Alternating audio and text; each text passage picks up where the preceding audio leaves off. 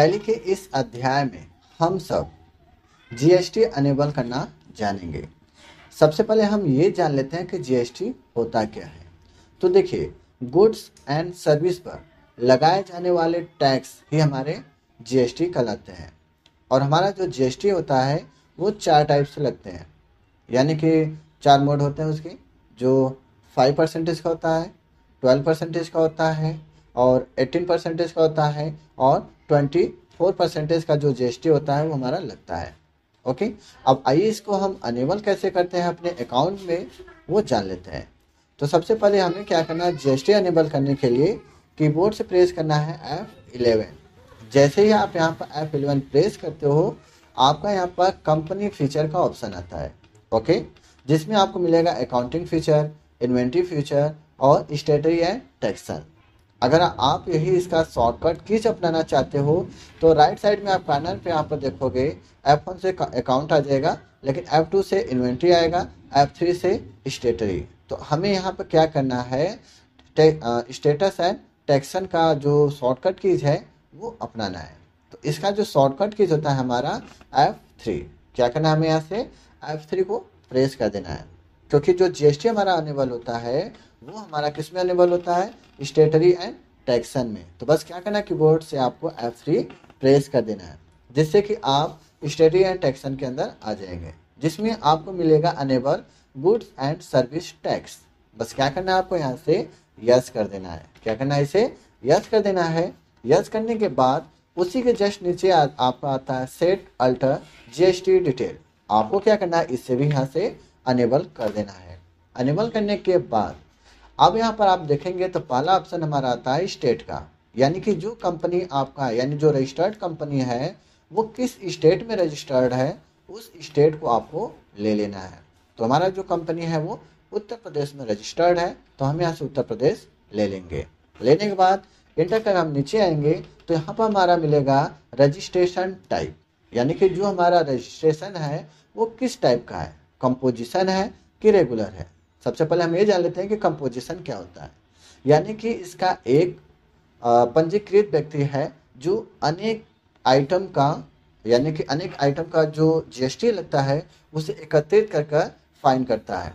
यानी कि आपके कई सारे प्रोडक्ट हैं और उसको क्या करता है, वो एकत्रित करता है और उसको जीएसटी फाइन करता है। और रेगुलर में क्या होता है आपका कि एक निम्नोत्तर, यानी कि साधारण जो बिजनेसमैन होते हैं या साधारण जो व्यापारी होते हैं उनके लिए लगाया जाता है। ओके, तो हम यहाँ से क्या करेंगे, रेगुलर ले लेंगे। लेने के बाद फिर आता है नेक्स्ट आपका एसेस ऑफ अदर टेरिटरी। मतलब ये है कि आपका जो प्रोडक्ट है वो क्या अदर क्षेत्र से आता है, यानी कि अदर स्टेट हुआ या अदर कंट्री हुआ। अगर आपका अदर स्टेट या अदर कंट्री से आता है तो आपको क्या करना है, इसमें यहाँ से यस कर लेना है। अगर यस करना है तो यस करिए, नहीं तो नो ही आप यहाँ पर इसे रहने दीजिए। करने के बाद नेक्स्ट आता है हमारा जीएसटी नंबर, यानी कि जो आपका जीएसटी नंबर होगा वो जीएसटी नंबर आपको यहाँ पर फिल कर देना है। तो हम यहाँ पर हमारा कोई जीएसटी नंबर नहीं है तो हम यहाँ पर फिल नहीं करते हैं। अगर आपका जीएसटी नंबर होगा तो आप उसे यहाँ पर फिल कर दीजिएगा। तो हम इंटर कर आगे आते हैं, एक बार और इंटर प्रेस करते हैं।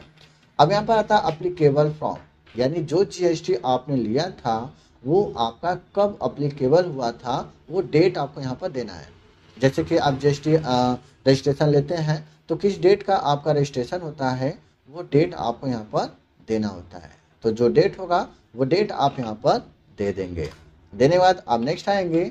अब यहाँ पर आता है पीरियोडिसिटी ऑफ जीएसटी R1, यानी कि जो आप जीएसटी फाइन करते हो वो मंथली करते हो कि क्वार्टरली। मंथली अगर महीने बाय महीने करते हो तो मंथली, अगर 6 महीने पर 3 महीने पर करते हो तो आप यहाँ पर क्वार्टरली ले लेंगे। तो हम यहाँ पर क्या करते हैं, मंथली को चॉइस कर लेते हैं। मंथली चूज करने के बाद अब यहाँ पर हमारा आता है ई-वे बिल अप्लीकेबल।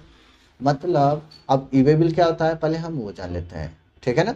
अगर देखिए आप जो प्रोडक्ट खरीदते हैं या तो बेचते हैं, अगर आप 50,000 से ऊपर का बिजनेस करते हो, क्या करते हो आप 50,000 से ऊपर का बिजनेस करते हो तो उसके लिए आपको ई-वे बिल भी देना होता है। यानी जीएसटी के साथ साथ आपको उस व्यक्ति को ई वे बिल भी देना होता है कि यह व्यक्ति आपका यानी आपके कंपनी से 50,000 का बिजनेस किया है या उससे अधिक का है। जैसे 1 लाख भी होता है, हो सकता है 60,000 का भी हो सकता है, 1.5 लाख 2 लाख ऐसे हो सकता है। तो अगर वो आपका 50,000 के एबव का बिजनेस करता है तो आपको इसे यस करना होता है। अगर वो 50,000 से नीचे का बिजनेस करता है तो आप इसे नो कर देंगे। तो हम इसे यस ही रखने देते हैं। फिर उसके बाद आता है नेक्स्ट अप्लीकेबल फ्रॉम। अब ये आपका ई वे बिल जो होता है इसका रजिस्ट्रेशन आपने कब लिया था वो डेट आपको देना होगा। जैसे आप जीएसटी का रजिस्ट्रेशन लेते हैं वैसे ही आपका ई वे बिल भी रजिस्ट्रेशन लेना होता है। इसका एक पोर्टल होता है जहां से आप ई वे बिल को लेते हो। ठीक है, तो वो डेट आपको दे देना है आप जब ई वे बिल को लिया था यानी रजिस्ट्रेशन कराया था। फिर उसके बाद आता है नेक्स्ट आपका यहाँ पर थ्रेशोल्ड लिमिट इंक्लूड। यानी यहाँ पर आपको क्या करना है, इसको इनवॉइस वैल्यू में ही रखना है। यानी कि इंक्लूड है, जैसे आप जो भी ट्रेजरी लिमिट आप इंक्लूड करते हो इनवॉइस वैल्यू पर करते हो कि टैक्सेबल पर करते हो कि टैक्सेबल गुड वैल्यू पर करते हो, यानी किस पर करते हो आप, वो आपको देना होता है। तो हम यहाँ से इसे इनवॉइस वैल्यू में ही रखते हैं। बाकी आपका यहाँ पर जो है डिटेल उसको आप उतने ही रहने दीजिए, इसमें कोई भी चेंजेस आपको नहीं करना है। बाकी थोड़ा सा इंटर करते हुए आप नीचे आएंगे तो यहाँ पर फिर से आपको मिलेगा set alter GST rate detail. आपको क्या करना है, यहाँ से इसे यस कर देना है। अब जैसे यहाँ से यस करते हैं तो आपके सामने एक डायलॉग बॉक्स फिर से आ जाता है जिसमें आपको मिलता है टेक्स्टेबिलिटी, यानी जो टेक्स्ट आप लगा रहे हो वो किस टाइप से है। टेक्स्टेबिलिटी में आपका सबसे पहले आता है एक्सेप्ट। एक्सेप्ट क्या होता है, यानी यह जीएसटी यानी यह आपका क्या होता है, अगर कोई प्रोडक्ट है जिस पर जीएसटी नहीं लगता है, यानी यह ऑप्शन आपका जीएसटी लॉ के अंदर नहीं आता है। जैसे कोई प्रोडक्ट आपका है जिस पर जीएसटी कुछ भी नहीं लग रहा है तो आप उस प्रोडक्ट पर एक्सपेक्ट लगा सकते हो क्योंकि यह जीएसटी लॉ के अंदर नहीं आता है। वही नेक्स्ट आता है आपका नील रेटेड। अब नील रेटेड क्या होता है, यह जीएसटी लॉ के अंदर आता है परंतु इस पर 0% का जीएसटी लगता है। जैसे कि मान लीजिए आपका कोई प्रोडक्ट है जिस पर जीएसटी तो लग रहा है लेकिन 0%, तब आप उसके लिए नील रेटेड का प्रयोग करेंगे। फिर आता है टैक्सेबल, मतलब आपको पता ही है टैक्सेबल में क्या होता है, जिस पर आप जिस प्रोडक्ट पर जीएसटी लगता है उसके लिए आप टैक्सेबल लगाओगे क्योंकि ये जीएसटी लॉ के अंदर आता है। तो हम क्या करेंगे, यहाँ से टैक्सेबल को ले लेंगे। लेने के बाद अब यहाँ पर आप देखेंगे टैक्स टाइप, यानी जो जीएसटी आपका लगता है वो कितने टाइप से लगता है। आपने देखा होगा कि सी जीएसटी लगता है, एस जीएसटी लगता है और आपका आई जीएसटी लगता है, यानी 3 टाइप से हमारा जो जीएसटी होता है वो लगता है। लेकिन यहाँ पर हमारा जो आई जीएसटी यानी इंटीग्रेटेड जो टैक्स है सिर्फ वही दिख रहा है, बाकी सी जीएसटी और एस जीएसटी हमारा नहीं दिख रहा है। तो उसके लिए आपको कीबोर्ड से प्रेस करना है F12। जैसे आप F12 प्रेस करते हो, इंटर करते हो, आप नीचे आएंगे तो यहाँ पर मिलेगा आपको show all GST tax type. बस क्या करना है, आपको यहाँ से इसे यस कर देना है। जैसे ही आप वहाँ पर एस करते हो आप यहाँ पर देख सकते हो कि आपका इंटीग्रेटेड टैक्स, सेंट्रल टैक्स और टैक्स टैक्स आपका दिखने लगेगा। इंटीग्रेटर का मतलब होता है आई जीएसटी, सेंट्रल का मतलब होता है सेंट्रल जीएसटी यानी सी जीएसटी और स्टेट टैक्स का मतलब होता है एस जीएसटी। ओके, तो इंटीग्रेटर में आपको यानी अब आपके प्रोडक्ट पर कितना जीएसटी लगता है वो आपको लगाना है। जैसे मान लीजिए हमारे प्रोडक्ट पर 18% का जीएसटी लगता है तो हम यहाँ पर 18 दे देंगे। बाकी आपका सेंट्रल टैक्स और स्टेट टैक्स जो होता है आपका आधा आधा अपना बांट लेते हैं, यानी 99% अपना बांट लेंगे। ठीक है, फिनांस इंटर का तो हम इसे एक्सेप्टेड कर लेंगे, बाकी का यहाँ से हम पूरे ऑप्शन के यहाँ से एक्सेप्टेड कर लेंगे। एक्सेप्टेड करने के बाद ये ऑप्शन फिर से हमारा आएगा और इसे हम क्या करेंगे, यहाँ से एक्सेप्टेड करते हुए यानी इंटर करते हुए इसे एक्सेप्टेड कर लेंगे तो जो हमारा जीएसटी होगा वो अनेबल हो जाएगा। तो अब आइए हम सबसे पहले जितने भी टाइप से हमारे लेजर बनाए जाते हैं यानी जीएसटी के लेजर होते हैं, यानी जितने भी टाइप्स के हमारे जीएसटी होते हैं उनका लेजर क्रिएट करते हैं। तो सबसे पहले आपको उस कंपनी को ओपन कर लेना है जिस कंपनी में आपको जीएसटी अनेबल यानी जीएसटी का लेजर क्रिएट करना होगा। तो उसके बाद आपको क्या करना है, चले जाना है अकाउंट इन्फॉर्मेशन में, यानी जीएसटी का लेजर क्रिएट करने के लिए हमें अकाउंट इन्फॉर्मेशन में आना है और यहाँ पर आने के बाद हमको मिलेगा यहाँ पर लेजर का ऑप्शन, यानी हमें क्या करना है लेजर वाले ऑप्शन पर चले जाना है और यहाँ पर जाने के बाद अब हमें यहाँ से क्या करना है, जो लेजर होता है उसे क्रिएट करना होगा। ठीक है, तो हम क्या करेंगे, यहाँ पर क्रिएट वाले ऑप्शन पर जाएंगे। जाने के बाद अब यहाँ पर आपका दे रहा है नेम ऑफ, यानी कि जो हमारा लेजर होता है यानी जो जीएसटी होते हैं उनका नेम यहाँ पर हमें देना होगा। ओके, तो सबसे पहले हमारा जो जीएसटी होता है वो 3 टाइप्स के लगाए जाते हैं। सबसे पहले तो हमारा होता है आईजीएसटी यानी कि इंटीग्रेटेड जीएसटी, फिर उसके बाद होता है सीजीएसटी यानी कि सेंट्रल जीएसटी, फिर उसके बाद आता है हमारा एसजीएसटी यानी कि स्टेट जीएसटी। ओके, तो हम क्या करेंगे यहाँ पर जो आईजीएसटी होता है पहले उसका लेजर बनाएंगे। तो यहाँ पर हम टाइप करेंगे आईजीएसटी, इसको देने के बाद इंटर करते हुए हम आगे आएंगे। तो अब यहाँ पर हमारा जो आईजीएसटी होता है यह क्या होता है, हमारा टैक्स होता है, यानी कि जो हमारा आईजीएसटी होगा वो हमारा टैक्स के लेजर में जाएगा, यानी जो टैक्स लेजर होता है उसके अंदर जाएगा। तो हम यहाँ पर क्या करेंगे, कीबोर्ड से प्रेस करेंगे डी को प्रेस करने के बाद आप यहाँ पर देखेंगे तो ड्यूटी एंड टैक्स का ऑप्शन आ जाएगा। तो हमें क्या करना है, यहाँ पर ड्यूटी एंड टैक्स को ले लेना है। लेने के बाद अब यहाँ पर देता है हमारा टैक्स टाइप, यानी कि जो टाइप ऑफ ड्यूटी टैक्स, यानी जो हमारा टैक्स लग रहा है वो किस टाइप का है। तो यहाँ पर हमारा क्या लग रहा है, जीएसटी। तो हम क्या करेंगे, यहाँ से जीएसटी को ले लेंगे। जीएसटी को लेने के बाद अब आता है टैक्स टाइप, यानी जो टैक्स आपका लग रहा है वो किस टाइप का लग रहा है। तो यहाँ पर हमारा आईजीएसटी यानी इंटीग्रेटेड टैक्स है, तो हम क्या करेंगे, यहाँ से इंटीग्रेटेड टैक्स को ले लेंगे। ओके, लेने के बाद आपका परसेंटेज ऑफ कैलकुलेशन आता है। तो आपका जो आईजीएसटी का जितना भी परसेंटेज होगा वो आपको यहाँ पर दे देना है। तो जो भी है वो हमें यहाँ पर दे देते हैं। तो हम यहाँ पर 18% का जो जीएसटी है वो लगा देते हैं। यानी लगाने के बाद इंटर करते हुए हम आगे जाएंगे और इंटर करते हुए उसे एक्सेप्टेड कर लेंगे। तो हमारा जो आईजीएसटी का लेजर होगा वो क्रिएट हो जाएगा। अब हमें क्या करना है, यहाँ पर सीजीएसटी का बना लेना है, सीजीएसटी। ओके, और उसी तरह से सेम हमें पूरा ऑप्शन इसमें भी दे देना है, ड्यूटी एंड टैक्स, और यहाँ से जीएसटी ले लेना है। फिर यहाँ से हमारा क्या है, सीजीएसटी यानी कि सेंट्रल टैक्स, ये दे देना है। और यहाँ पर हम क्या करेंगे, 9%। अगर आपका आईजीएसटी 18% है तो आपका जो सेंट्रल होगा और स्टेट जो होगा वो 9% का होगा। ठीक है, तो हम यहाँ पे क्या करेंगे, जो हमारा सीजीएसटी है उसे 9% दे देंगे और बाकी इसे इंटर करते हुए एक्सेप्टेड कर लेंगे। अब आता है हमारा नेक्स्ट एसजीएसटी। अब हमें यहाँ पर क्या करना है, एसजीएसटी दे देना है। देने के बाद इंटर करते हुए इसे एक्सेप्टेड कर लेंगे, यानी इसको भी ड्यूटी एंड टैक्स में रखेंगे और इसको भी जीएसटी में ले लेंगे। और ये हमारा किसके अंदर जाएगा, स्टेट, यानी एसजीएसटी हमारा किसके अंदर जाता है, स्टेट टैक्स के अंदर। बस क्या करना है, इसको भी 9% का हम यहाँ पर दे देते हैं। और यहाँ पर आपका परसेंटेज आप कैलकुलेशन देना है तो दीजिए, नहीं छोड़ भी सकते हैं आप। ठीक है, तो हम यहाँ पर दे देते हैं, बाकी हम इंटर करते हुए इसे एक्सेप्टेड कर लेते हैं। करने के बाद हमारा जितने भी टाइप्स के जो जीएसटी होते हैं लगाए जाते हैं उनका लेजर मैंने यहाँ पर बना लिया। अब हमें क्या करना है, अब अपने प्रोडक्ट पर जो होता है, यानी जो सेल करने जा रहे हैं या परचेज करने जा रहे हैं, अपने प्रोडक्ट पर जीएसटी लगाना होगा तो कैसे लगाएंगे। तो उसके लिए हम स्केप करते हुए पीछे आएंगे। ओके, अब हमें अगर सेल करना होगा या परचेज करना होगा तो हमें कहाँ पर जाना होगा, अकाउंटिंग वाउचर में। हम क्या करेंगे, यहाँ पे अकाउंटिंग वाउचर में आ जाएंगे और यहाँ पर जाने के बाद अब हमें सेल करना है कि परचेज, हम यहाँ पर सेल कर लेते हैं पहले।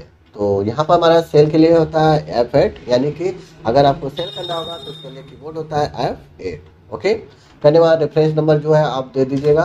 फिर यहाँ पर आपका आता है कि जो पार्टी अकाउंट नेम है उसमें आप क्या देंगे, तो हम यहाँ पर कैश दे देते हैं। कैश देने के बाद इसे यहाँ से एक्सेप्टेड कर लेते हैं, यानी कंट्रोल ए से एक्सेप्टेड। फिर उसके बाद यहाँ पर सेल पर जाएंगे। सेल में जाने के बाद अब आता है नेम ऑफ आइटम। अब हमें क्या करना है, जो भी आइटम सेल करना होगा उस आइटम के यहाँ पर नाम दे देना है। देने के बाद अब यहाँ पर आपका दे देता है लोकेशन, यानी जो आइटम आप बेच रहे हो वो किस लोकेशन से आप बेच रहे हो वो लोकेशन आप दे दोगे। तो हमारा एक SKICT गोडाउन है और एक मेन लोकेशन है, तो हम यहाँ से क्या करते हैं, मेन लोकेशन को ले लेते हैं। लेने के बाद अब यहाँ पर हमें कितने केजी बेचना है वो केजी दे देना है, बाकी जो रेट है वो रेट आपको यहाँ पर दे देना है। ठीक है, अब यहाँ पर आने के बाद आप इंटर करते हुए नीचे आएंगे तो और कोई प्रोडक्ट अगर आपको बेचना है तो आप यहाँ पर दीजिए, नहीं तो अब अगर आपको इस पर जीएसटी लगाना है तो एक इंटर और प्रेस करके आपको नीचे आ जाना है। अब आने के बाद अब यहाँ पर हमें क्या करना है, जो जीएसटी होता है उसको हमें लगाना है। तो हम यहाँ पर सबसे पहले एसजीएसटी जो होता है वो लगा देते हैं। एसजीएसटी यहाँ से हम ले लेते हैं। लेने के बाद इंटर करते हैं तो आप देखेंगे जैसे ही हम एसजीएसटी लगाए तो 9% का हमारा कितना गया, 216 रुपये। मतलब ये है कि अगर आप कोई भी प्रोडक्ट 2400 का या जो भी प्रोडक्ट आप बेच रहे हो उसका अगर आप 9% जीएसटी लगाते हो तो आपका 216 रुपये आ जाएगा, यानी कि 2400 का कितना हमारा आया, 216 रुपये। उसी तरह से अगर आप यहाँ पर एसजीएसटी के बाद सीजीएसटी लगाते हो तो सीजीएसटी का भी 9% का उतना ही आएगा। तो यहाँ पर हमारा क्या होता है, सीजीएसटी और SGST लग चुका है। लगाने के बाद इंटर करते हुए हमें क्या करना है, अब इसे एक्सेप्टेड कर लेना है। तो इस तरह से हमारा जो GST होता है वो किसी भी प्रोडक्ट पर लगाया जाता है। अब अगर हमें अपने किसी भी प्रोडक्ट को परचेज करना हो, क्या परचेज करना हो यानी GST लगाकर परचेज करना हो, तो उसके लिए हमें कीबोर्ड से प्रेस करना है F9। अब जैसे F9 करेंगे तो हमारा परचेज वाउचर जो होगा वो आ जाएगा, जिसमें हमारा सप्लाई इनवॉइस नंबर आएगा। सप्लाई इनवॉइस नंबर जो भी देना हो दे दीजिएगा। फिर आता है डेट, यानी जिस दिन आप प्रोडक्ट को खरीद रहे हैं वो डेट। फिर उसके बाद आता है आपका पार्टी अकाउंट नेम। तो आप पार्टी अकाउंट नेम में क्या करते हैं, यहाँ से कैश ले लेते हैं। कैश लेने के बाद बाकी हम क्या करेंगे, यहाँ पर इंटर करते हुए थोड़ा सा नीचे आएंगे तो यहाँ पर आपको मिलेगा रजिस्ट्रेशन टाइप। क्योंकि देखिए अगर आप यहाँ पर दिया अनरजिस्टर्ड, अगर यहाँ पर अनरजिस्टर्ड रहेगा तो आपका जो GST लगाएंगे वहाँ पर कैलकुलेट नहीं होगा। जैसे हम मान लीजिए इसको अनरजिस्टर्ड ही रहने देते हैं। रहने के बाद परचेज करते हैं, आइटम जो भी है वो आइटम दे देते हैं।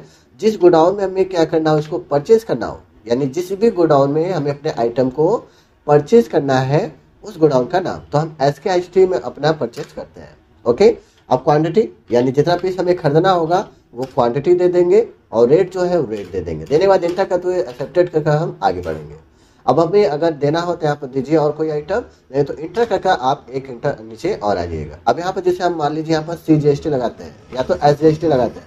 अब यहाँ पर देखिए जैसे ही हम SGST लगाते हैं और यहाँ पर 9% आ गया, लेकिन कैलकुलेशन हमारा नहीं किया, यानी कि जो 9% का जो GST है वो कैलकुलेशन नहीं किया, क्योंकि वहाँ पर हमने आपको बताया था कि अनरजिस्टर्ड ही था। तो वहाँ पर हमें क्या करना, थोड़ा सा स्केप करके पीछे जाना है, ठीक है। और यहाँ पर हमें जो भी देना हो और थोड़ा सा और पीछे, ठीक है। सप्लाई इनवॉइस नंबर जो भी देना हो दे दीजिएगा। डेट जिस दिन परचेस हो रहा है वो डेट आपको यहाँ पर दे देना है। देने के बाद यहाँ से कैश दे देना है। कैश देने के बाद अब यहाँ पर जो हमने यहाँ पर रजिस्ट्रेशन टाइप है, अब इसे हमें क्या करना है, यहाँ पर रेगुलर या कंज्यूमर या कंपोजिशन देना होगा। अगर आपका GST अनरजिस्टर्ड पर रहेगा तो आपका जो GST लग रहा है 18%, 9% जो भी लग रहा है वो कैलकुलेशन नहीं करेगा। इसलिए आपका यहाँ पर जो GST है वो रेगुलर हो चाहे कंज्यूमर हो या कंपोजिशन हो, वो आपको यहाँ पर ले लेना है। लेने के बाद हम यहाँ से रेगुलर को ले लेते हैं। लेने के बाद अब हम क्या करते हैं, यहाँ पर अपना GST लगाते हैं। तो परचेस पर जाते हैं। अब जो आइटम हमें परचेज करना होगा वो आइटम दे देंगे। आइटम देने के बाद अब जिस लोकेशन में हमें इसे रखना है, यानी जिस गोडाउन में हमें रखना होगा उस गोडाउन का नाम यहाँ पर दे देना है। जितना आइटम रखना होगा वो आइटम दे देंगे और रेट जो होगा वो रेट दे दीजिएगा। देने के बाद इंटर करते हुए आपको इसे एक्सेप्टेड कर लेना है। अब करने के बाद एक इंटर और करेंगे। अब यहाँ पर हम क्या करते हैं, जो हमारा SGST है वो लगाते हैं। अब जैसे SGST देखिए हमने यहाँ पर लगाया 9%, वो कैलकुलेट कर दे दिया, यानी जो कैलकुलेशन था वो कर हमारा 9% का दे दिया। तो ध्यान में रखिएगा कि वहाँ पर आपका जो अनरजिस्टर्ड है उससे आपको रेगुलर या कंपोजिशन हुआ या कंज्यूमर हुआ उसमें आपको ले लेना है। देने के बाद इंटर करते हुए आपको आगे आ जाना है। अब एक हमें CGST जो हमारा होता है CGST को भी लगा देना है, तो वो भी कैलकुलेट कर लेगा।